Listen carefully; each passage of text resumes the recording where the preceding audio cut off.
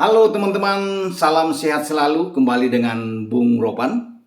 Kemenangan 5-1 yang diraih Manchester City di Etihad ketika mereka menjamu tim papan bawah Watford membuat sekarang tekanan ada di Liverpool. Selisih poin antara City dan Liverpool kini terpaut 4 poin.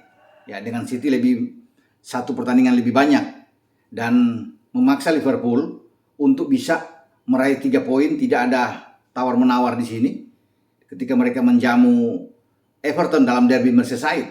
Ya, mereka harus bisa memenangkan pertandingan. Imbang akan membuat Liverpool ini semakin sulit untuk bisa mendapatkan gelar mereka pada musim ini di IPL, karena City sedang diuntungkan tentunya dengan jadwal yang lebih lunak dibandingkan dengan Liverpool sendiri. Makanya menghadapi Everton ini tidak ada kata lain. Ya, 3 poin mutlak yang harus diraih.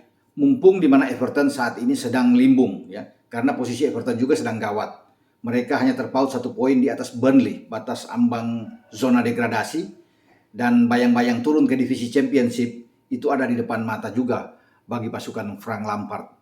Ketika mereka sedang berusaha keluar dari tekanan untuk turun di divisi Championship, mereka akan berhadapan dengan tim sekota mereka yang sedang on fire, Liverpool. Ya, kita tahu bersama bahwa ini bermain di Anfield pada musim ini Liverpool tidak terkalahkan selain hanya ada 3 imbang di sana melawan Chelsea, City dan Brighton.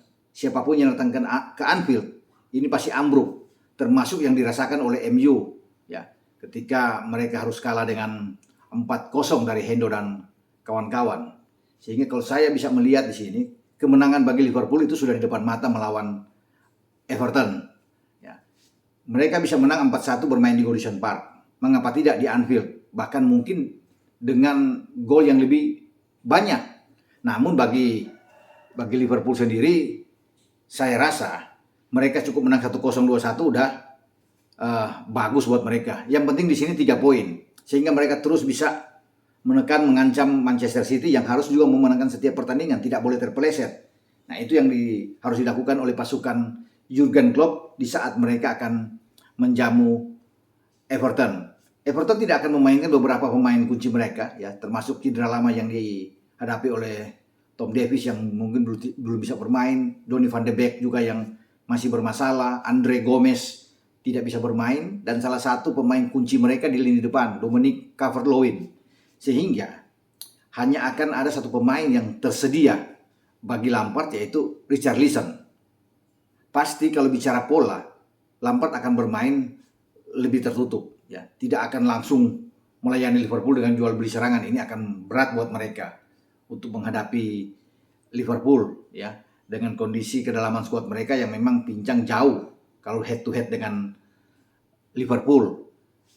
Ya, opsi yang akan dilakukan oleh Lampard saya pikir dengan 5 belakang, 4 tengah dan 1 di depan itu paling bagus. Wajar mereka lakukan 5-4-1, ya, sehingga mereka di sini akan bermain tidak akan memberikan keleluasan ruang terhadap Mohamed Salah, Mane, Jota ataupun Diaz kalau dimainkan, ya. Ini akan menjadi kesulitan kalau mereka bermain dengan 5 back, ada 4 gelandang, ya. Mereka menumpuk di sana karena mereka memang kalah apalagi dengan lini tengah Liverpool yang bagus. Ada Thiago, Fabinho, Hendo atau siapapun yang dimainkan.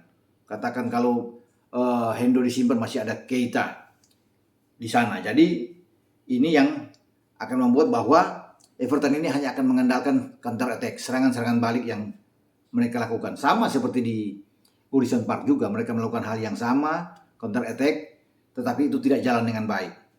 Ya, dengan Liverpool memberikan ruang di mana Liverpool menguasai permainan, mendominasi laga, pasti gol hanya soal waktu buat Liverpool. Ya. Di belakang mereka punya kekuatan dengan kiper tim nasional Inggris memang, Jordan Pickford.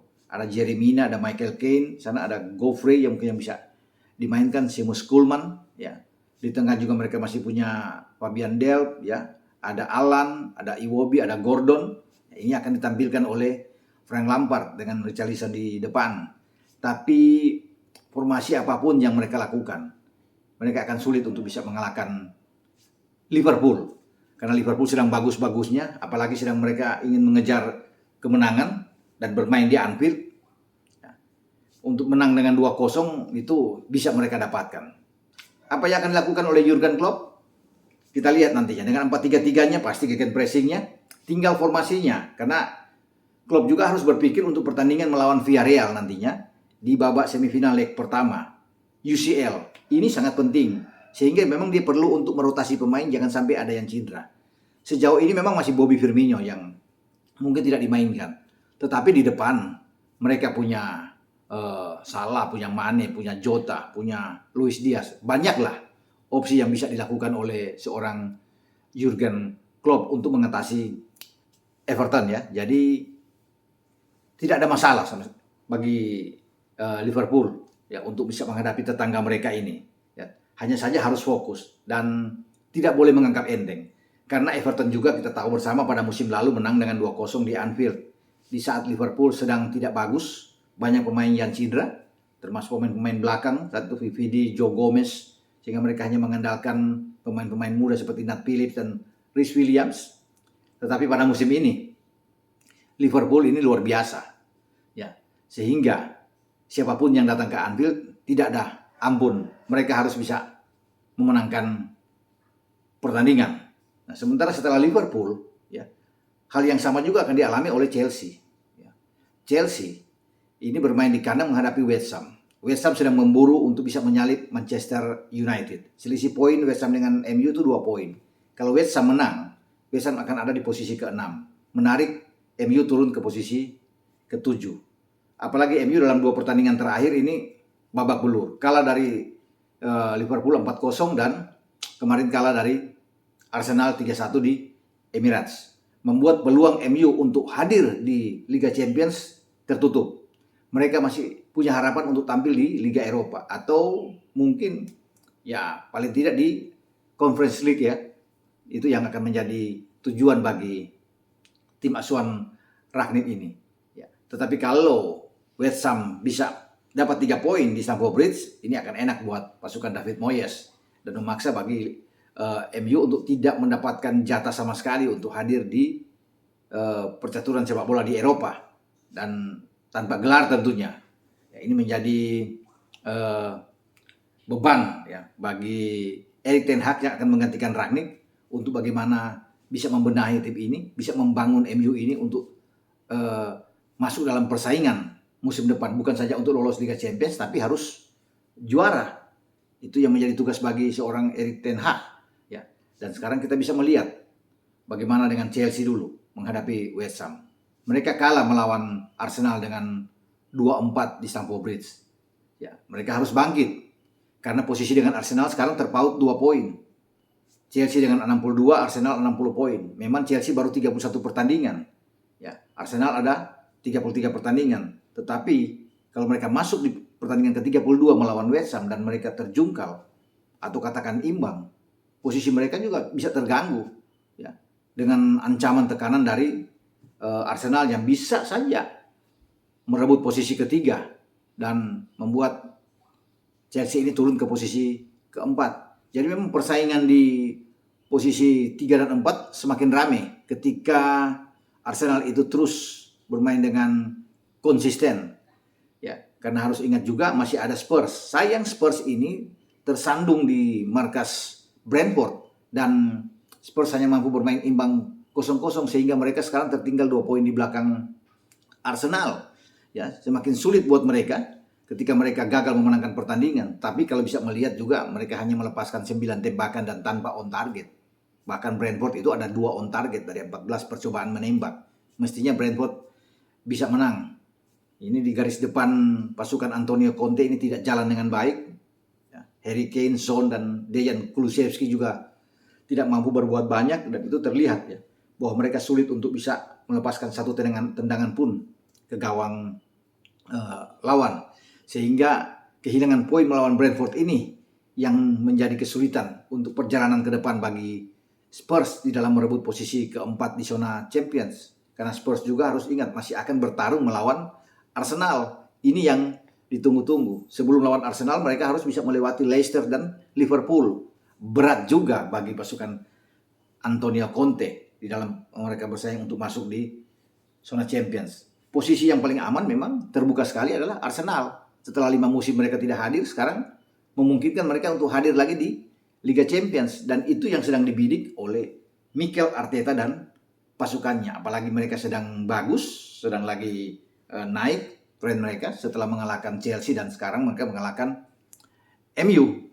Jadi inilah persaingan-persaingan yang ada di Liga Premier Inggris yang kita akan lihat apakah Chelsea bisa meraih 3 poin sehingga mereka tetap menjaga jarak ya dengan selisih 5 poin dari Arsenal. Ini yang harus dituntaskan. Chelsea tidak ada Kovacic, ya, tidak akan bermain. Ya. Hudson-Odoi juga pasti kita tahu tidak akan bermain, masih cedera dengan Chilwell. Tinggal starting 11 apa yang akan ditawarkan oleh Thomas Tuchel. Mereka juga kemungkinan besar tidak akan memainkan Rudiger yang masih bermasalah. Sehingga di jantung pertahanan ini apakah bermain dengan 3 back atau 4 back, itu adalah urusan dari Thomas Tuchel. Bisa saja Christensen di belakang, ya, dengan Silva akan main lebih dulu, mungkin dengan Chalobah. Mereka masih punya opsi lain dengan Malang Sarr yang ada di sana. Bahkan dengan Reece James, tinggal tergantung bermain dengan 4-3-3 atau dengan 3-4-1-2, 3-4-2-1. Karena di depan Havertz harus bermain, Mason Mount dan Timo Werner, atau Ziyech. Ya, kembali ke seorang Tuchel. Di tengah, ya, ketika tidak ada Kovacic, masih ada Kante dan Jorginho yang bisa dimainkan, dan Azpilicueta. Ini mungkin opsi yang harus dilakukan karena masih ada Alonso juga yang bisa ditaruh di posisi kiri, atau dengan Loftus-Cheek yang bisa dimainkan. Karena ini menghadapi West Ham yang kuat. West Ham mengalahkan Chelsea 3-2 di Stadion Olimpiade London, dan West Ham punya kedalaman skuad juga yang bagus. Ya. Selain Fabianski di bawah Mister, mereka masih punya mantan pemain Chelsea, Kurt Zouma dan Craig Dawson akan bermain di 2 bek tengah. Yang Aaron Cresswell di kiri dan Koval di kanan. 2 double pivot mereka pasti akan dijalankan oleh Declan Rice dan juga Thomas Soucek. 3 yang berada di lini serang mereka, Said Benrahma, ya, Jared Bowen, ya, dan Pablo Fornal. Ini 3 yang kuat, ya. Di samping pemain depan mereka yaitu Michael Antonio. Ini juga berbahaya sekali. Bisa mendatangkan masalah bagi lini pertahanan Chelsea, ya. Chelsea harus fokus saat ini karena tamu mereka dalam derby London ini berusaha juga untuk bisa mengincar 3 poin di markas Chelsea di Stamford Bridge. Kita akan lihat dalam pertandingan nantinya di mana Chelsea akan memainkan laga lebih dulu melawan West Ham sebelum nantinya akan main pada jam 23.30 adalah Liverpool bertarung melawan Everton. Sampai di sini preview saya tentang pertandingan yang akan berlangsung pada hari ini yang melibatkan 2 tim di papan atas, Chelsea dan juga Liverpool. Anda jangan lupa untuk mengikuti kuis dari PT SK Prima Eva lewat produk Leones. Siapa 2 tim yang akan melaju ke babak final di UCL Liga Champions musim ini? Ya, kita tahu bersama bahwa semifinal itu mempertaruhkan antara City dan Madrid, Liverpool dan Villarreal. Anda hanya memilih 2 tim yang lolos pantas ke babak final. Anda kirim jawaban Anda itu ke Instagram leones.id, ya. Anda kirim langsung ke leones.id. 10 pemenang Anda akan mendapatkan giveaway masing-masing hadiah uang Rp200.000 dari leones.id. Jadi Leones akan memberikan hadiah ini sebelum akan tampil juga di final. Nantinya ada hadiah-hadiah lain, tetapi ini dulu Anda fokus. Apakah akan Anda benar? Kita akan tunggu nantinya. Sampai di sini pembahasan saya dengan preview di Liga Premier Inggris. Ciao.